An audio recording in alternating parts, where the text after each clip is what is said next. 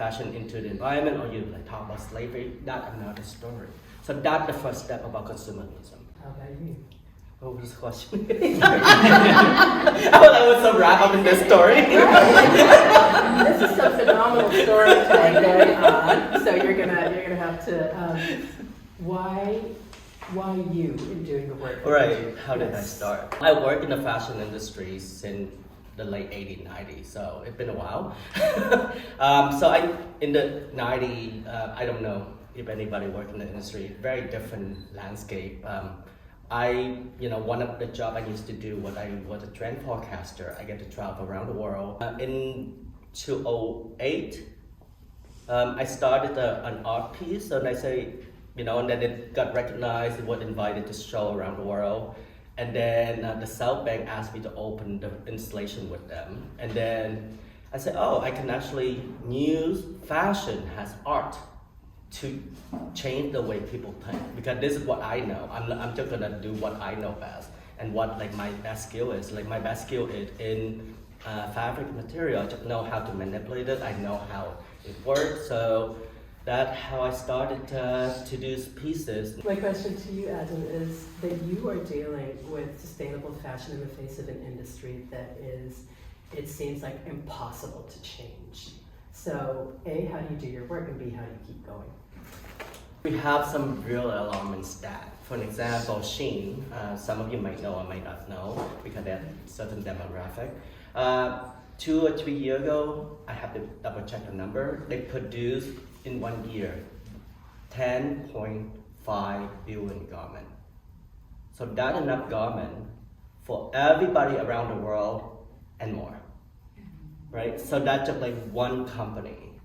And then we have H&M for an example. They, instead of 2 or 3 collection, now they have 30 to 50 collection a year. So that's a lot of things going on. But I think we have 2 questions that we need to ask. One is the fast fashion and consumption. Second, we have to ask, who can afford these things, right? So I can be high moral. I say, I'm only gonna buy, high produce. I'm willing to pay for high quality product, and I'm only gonna buy this and this. But that's not a realistic situation. Most of us don't earn it.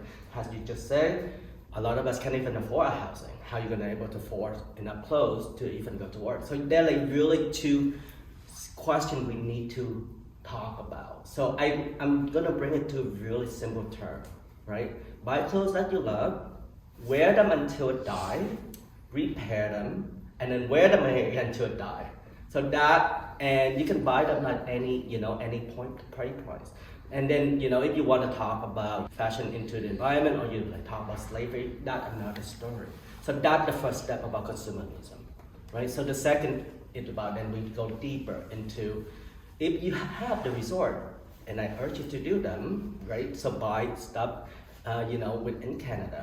To be honest, a lot of Canadian designer can survive, because most of us, no matter how good our intentions, are not willing to pay for a t-shirt that costs $100. That's just not in most of our mind, right? And you have to think about it. A t-shirt, the material itself, only take about 2 meters, right? About 1.5 meters to 2 meters. That's about $10 to $20 in material. It takes about 4 to 10 hours to produce. And if you sell that for under $100, you still not make minimum wage. Think about that for a second. And we want, we all us here want minimum wage, right? At least living wage. Living wage in Canada is $20-some an hour. So that's a really different question. So there are so many multiple layers. I don't think it all comes down to about social media, about how we feel insecure, and we keep some consumption. So if you just flip the narrative, so you know what? This is gonna make me feel good. I'm gonna wear this. I'm gonna wear it again and again. I literally just finished a project with a tip at Hollywood North. Right, we have a lounge where I curate 13 brand, and we have movie star, musician, people come in and borrow anything they want, complimentary, and they can just return them. So we can start doing things like that, right? So first, a lot of these artists also have money. So, but they do need to look their best on the red carpet, at the premiere of TIFF, at high events, whatever. Second, the designer have a co-relationship with these people, right? It built up branding. So that type of thing that I try to change in the industry. Because there are like so many layers, so you can only pick one thing that you're good at and you work at it. Right, so I also have a clothing line that I don't use any new product. So like this top here, it's completely 100% recycled material. So I call it textile waste, people call it garbage. I take garbage, I make them into high couture. So again, I calculate the amount of time I produce the garment, not the material. The material, that's totally another story. So, and if you really want to help the environment, the best way is to use natural material. So use as much natural material as you can. Because every time you wash your clothes, have polyester in them. Polyester is actually plastic, right? So it creates microfiber. So a recent study a few years ago, 77% of us have plastic in our bloodstream. That microplastic, right? So that's gonna create, so another 5 years, 10 years, 20 years from now, we have another health issue. So where did that go? So there are a lot of questions, right? But like start with you, start with what you feel comfortable. You don't go out and change everything. You can't. You're gonna overflow your circuit and then you're going to feel overwhelmed. I'm not gonna do anything. To me, I'm not here to change the world, right? The world never stops changing with or without us. Right? So you have to keep that in mind. It will constantly evolving. Humans have the amazing ability to adapt and survive, right? So each individual, each one of you, is the question you need to ask. How do you want to leave this world a better place? How about you? Fear. Yeah. Has a visible minority, has a gay man. You go through a lot of I can't say I don't have fear, but there are not a lot of things that actually scare me at this point. At one point, we all scared of death. But I said, you know what, none of us come out this alive, so what's the point of scared of it, right? So, but I'm more hopeful, if that makes sense.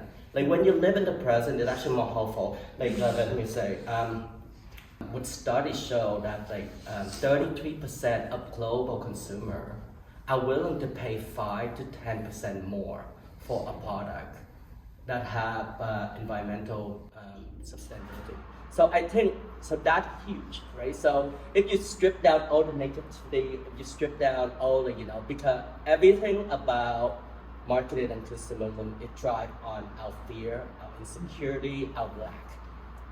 If you just understand that where it comes from, then there's no fear. If you have a cut and you keep touching it, it's gonna spread, right? So that's exactly what fear is, right? So if you constantly have that little scratch, but you listen to social media or the crazy new people, instead of the one that I have credential, you gonna go insane. You think everybody coming and attack you, and has a visible minority that those are real.